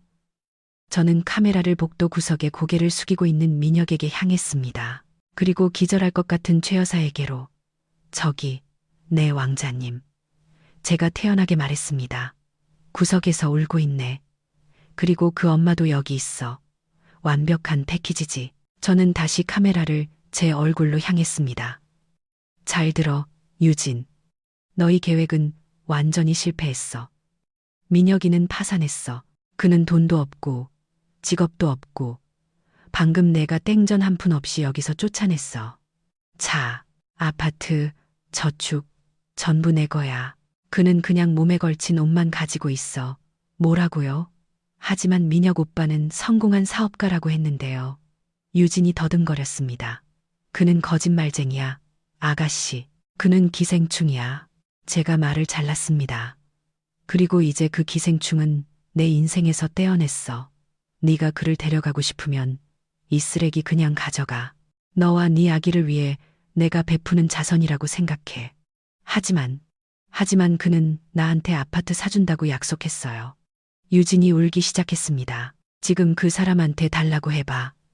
제가 말했습니다. 종이박스로 집 사달라고 해. 아, 그리고 하나 더. 내 마포 오피스텔. 다음 달 월세랑 내 마더케어 할부금. 내 계좌에서 자동 이체될 거라곤 기대하지 마. 오늘부터 네가 직접 내야 해. 네 저축이 충분하길 바랄게. 민혁 오빠. 유진이 전화기 너머로 히스테리하게 소리쳤습니다. 나한테 거짓말한 거야. 저는 민혁이 대답하게 두지 않았습니다. 민혁이는 위에 있어. 곧 내려갈 거야. 제가 유진에게 말했습니다. 로비에서 기다려. 거기서 그를 주워가. 길거리에서 노숙자 되지 않게 잘 챙겨. 내 아기가 거지 아빠를 두면 불쌍하잖아. 대답을 기다리지 않고 저는 통화를 끊었습니다. 화면이 꺼졌습니다. 저는 그 휴대폰을 민혁의 가슴팍에 던졌습니다. 그는 어색하게 그것을 받았습니다. 자, 네 첩이 아래서 기다리네. 제가 무미건조하게 말했습니다. 이제 가. 민혁은 젖은 눈으로 저를 쳐다봤습니다. 서연아, 정말 기회는 없는 거야. 가, 민혁아. 내가 경비 불러서 너 끌어내기 전에 제가 위협했습니다. 자신의 돈줄이 완전히 끊겼다는 것을 깨달은 최 여사가 마지막 시도를 했습니다. 서연아, 적어도 민혁이한테 용돈이라도 줘. 아까 그 100만 원은 어딨어? 너무 매정하구나. 그를 빈손으로 내려보내다니. 저는 큰 소리로 웃었습니다. 100만 원? 아까 그 봉투? 저는 잠시 안으로 들어가 아까 민혁이 제게 주었던 갈색 봉투를 가져왔습니다. 저는 다시 문으로 돌아와 그들의 눈앞에서 그 봉투를 찢었습니다. 붉은색 지폐들이 복도 바닥에 흩날리며 떨어졌습니다. 그건 제 돈이에요. 어머님. 제 신용카드에서 현금 서비스로 인출된 돈이죠. 그러니 제가 버릴 권리가 있어요. 제가 말했습니다. 원하시면 바닥에서 직접 주우세요. 마지막 퇴직금이라고 생각하시고요. 최 여사는 흩날리는 돈을 보고 히스테리하게 비명을 질렀습니다. 그녀는 자존심도 잊은 채 즉시 쭈그려 앉아 탐욕스럽게 지폐들을 주었습니다. 아까운 내 돈, 아까워. 그녀가 돈을 긁어모으며 중얼거렸습니다. 그 광경은 너무나 비참했습니다. 탐욕스러운 어머니와 못대 없는 아들. 역겨웠지만 동시에 엄청난 해방감을 느꼈습니다. 그동안 제 가슴을 짓누르던 무거운 짐이 마침내 들어 올려졌습니다. 안녕히 가세요, 박민혁 씨. 최순자 여사님. 제가 나지막이 말했습니다. 저는 한 걸음 뒤로 물러서서 문손잡이를 잡았습니다. 두 분의 선택으로 행복한 삶을 사시길 바랍니다. 쾅! 저는 그들의 얼굴 바로 앞에서 튼튼한 원목 문을 세게 닫았습니다.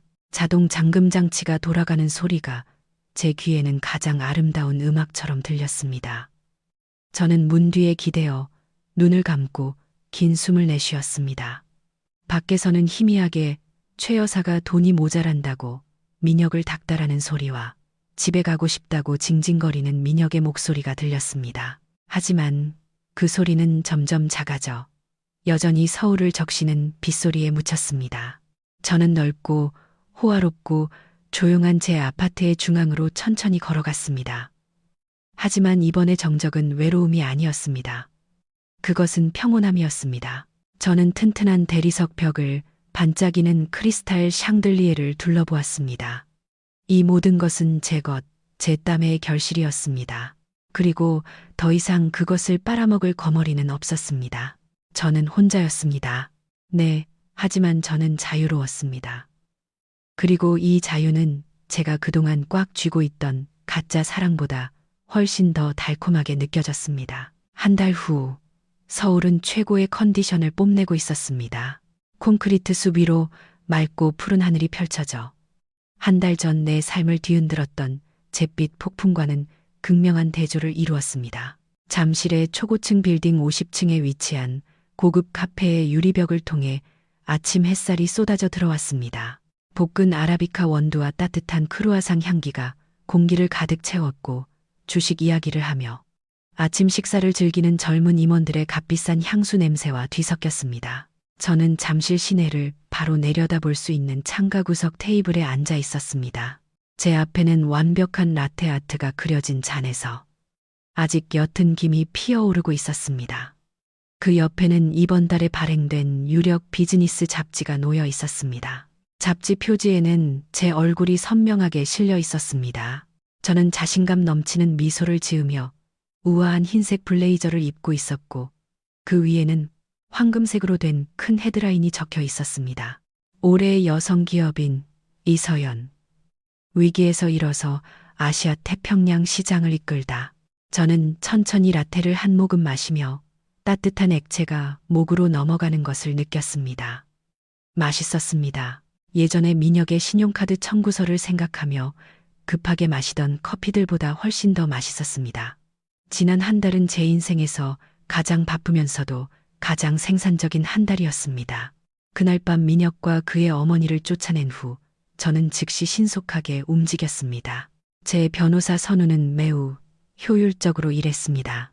이혼 소송은 이미 법원에 접수되었고 민혁이 단 한 번도 재판 출석 요구에 응하지 않았기 때문에 다음 주에 피고 불출석 판결이 나올 것으로 예상되었습니다. 자산은 안전했습니다. 차는 원래 제 명의였기 때문에 다시 회수했습니다. 가족카드는 영구적으로 정지시켰습니다. 심지어 예전에 그가 제 돈으로 하지만 자기 명의로 샀다가 법원에서 횡령한 공동재산으로 인정되어 압류에 성공한 그의 스포츠 오토바이. 판매 대금의 일부를 손해배상금으로 받아내기까지 했습니다. 제 삶은 다시 제자리를 찾았습니다. 회사에서 제 승진은 순조롭게 진행되었습니다. 팀은 견고했고 목표는 달성되었으며 저는 존중받는다고 느꼈습니다. 더 이상 드라마도 거짓말도 없었습니다. 매일 아파트에 돌아올 때마다 저를 맞이하는 것은 시중을 요구하는 기생충 남편이 아니라 마음을 달래주는 평온함이었습니다. 저는 컵을 내려놓았고 그러다 우연히 시선이 아래 도로로 향했습니다. 50층 높이에서는 차들이 작은 장난감처럼 보였지만 서울의 교통체증은 여전히 선명하게 보였습니다. 뜨거운 아스팔트 위를 기어가는 수백 대의 차들 사이로 카카오 택시 로고가 붙은 검은색 SUV 한 대가 신호 대기에 걸려 있었습니다. 물론 그 안에 누가 타고 있는지는 볼 수 없었지만 제 생각은 어제 오후 선우가 전해준 정보로 향했습니다. 이사님, 전 남편분 근황 업데이트 좀 해드릴게요. 선우가 저에게 전화하며 낄낄거렸습니다. 그 사람 지금 카카오 택시 기사 됐대요. 차도 자기 거 아니고 렌터카래요. 지금은 경기도 외곽의 작은 원룸에서 얹혀 산다고 하네요. 저는 아래 도로의 차들 중 하나에 민혁이 타고 있는 모습을 상상했습니다. 아마도 렌터카 에어컨이 시원하지 않아 땀을 뻘뻘 흘리고 있을지도 모릅니다. 아마도 길을 잘못 들거나 난폭 운전을 해서 승객에게 혼나고 있을지도 모릅니다. 그의 비싼 리넨 셔츠는 분명 팔았을 겁니다.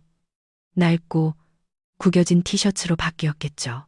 예전에는 플레이스테이션 컨트롤러나 와인잔만 잡던 그의 부드러운 손은 이제 얼마 안 되는 포인트를 벌기 위해 수도의 교통지옥을 뚫고 하루 종일 운전대를 잡느라 거칠어졌을 겁니다. 그리고 유진의 이야기는 더 비극적이었습니다. 선우는 유진이 그 쫓겨난 사건 이후 단 3일 만에 민혁을 떠났다고 했습니다. 민혁이 정말로 파산했고 더 이상 제 이름을 쓸 수 없게 된 후 자기 명의로 만든 수많은 온라인 대출 빚을 지고 있다는 것을 알게 되자마자 유진은 도망쳤습니다. 그녀는 산더미 같은 빚과 함께 민혁을 홀로 남겨두고 고향으로 돌아갔습니다. 진정한 사랑, 웃기는 소리, 그건 잔고가 0이 되자마자 유효기간이 만료되는 거래적인 사랑일 뿐이었습니다. 이제 민혁은 완전히 혼자였습니다. 생활비를 대주는 이사, 아내도 숭배하는 젊은 첩도, 편들어주는 어머니도 없었습니다. 최 여사는 그 사건 이후 가벼운 뇌졸중으로 쓰러졌고 서울의 좋은 병원에 입원할 돈이 없어 지금은 시골의 먼 친척 집에서 요양 중이라는 소식이 들렸습니다. 업보는 실제했고 그는 매우 빠른 배송 시스템으로 일했습니다. 저는 도로에서 시선을 돌려 다시 카페 안으로 향했습니다. 길 건너편 거대한 전광판이 켜졌습니다. 그곳에서는 우리 회사의 최신 광고가 상영되고 있었습니다. 그리고 광고 마지막에는 마케팅 이사로서의 제 짧은 인용구가 나왔습니다. 제 얼굴이 다시 그 거대한 화면에 나타나 승자의 시선으로 서울 전체를 내려다보고 있었습니다. 갑자기 제 휴대폰이 진동했습니다. 모르는 번호로부터 메시지가 도착했습니다. 자기야, 길에서 자기 전광판 봤어. 진짜 예쁘더라. 보고 싶어 자기야. 너무 후회돼. 지금 너무 힘들어. 밥도 하루에 한 끼밖에 못 먹어. 혹시 10만 원만 빌려줄 수 있을까? 렌터카 보증금 내야 해서 그래. 돈 생기면 바로 갚을게. 약속해. 저는 무표정하게 그 메시지를 읽었습니다. 동정심도 슬픔도 심지어 더 이상의 분노도 없었습니다. 오직 낱개만이 있었습니다. 이 사람은 누구지? 왜 나에게 요구할 권리가 있다고 생각하는 거지? 예전에 저라면 마음이 약해졌을지도 모릅니다. 울면서 바로 이체해 줬을 겁니다. 하지만 그 이서연은 그의 배신에 의해 죽었습니다. 제 엄지손가락이 화면 위에서 차분하게 움직였습니다. 저는 그 메시지에 답장하지 않았습니다. 저는 차단 버튼을 누르고 삭제했습니다. 끝. 마지막 쓰레기까지 청소했습니다. 저는 카페 종업원, 친절한 젊은 남자를 불렀습니다. 계산서 좀 주세요. 네, 이서연 이사님. 수상 축하드립니다. 잡지에서 읽었어요. 그 종업원이 정중하게 미소 지으며 말했습니다. 고맙습니다. 저는 진심으로 대답했습니다. 저는 가벼운 발걸음으로 그 카페를 나섰습니다. 건물 밖 서울의 공기는 뜨거웠지만 제게는 따뜻한 포옹처럼 느껴졌습니다. 차량 경적 소리는 역동적인 삶의 음악처럼 들렸습니다. 저는 다음 회의를 준비하고 새로운 도전을 정복하고 온전히 제 것인 제 삶을 살아갈 준비가 된 채 회사 로비를 향해 걸어갔습니다. 저는 잠시 보도에 멈춰서서 초고층 빌딩 틈 사이로 보이는 푸른 하늘을 올려다보았습니다. 감사합니다. 신이시여. 저는 속삭였습니다. 어제의 폭풍 후에 감사합니다. 그것이 없었다면 저는 이렇게 맑은 하늘을 결코 볼 수 없었을 테니까요. 저는 사무실 건물 안으로 들어섰습니다. 제 하이힐 소리가 대리석 바닥에 단호하게 울렸습니다. 또각, 또각, 또각. 자신의 운명을 완전히 통제하는 한 여성의 리듬이었습니다. 민혁과 그 어두운 과거는 제가 가끔 흘깃 보는 작은 사이드미러에 불과했습니다. 하지만 제 초점은 이제 온전히 넓은 앞 유리와 제 앞에 아름답게 펼쳐진 긴 길에 맞춰져 있었습니다. 서울은 이토록 아름다워 보인 적이 없었습니다. 그리고 이서연은 이제 막 제 인생 최고의 장을 시작했습니다.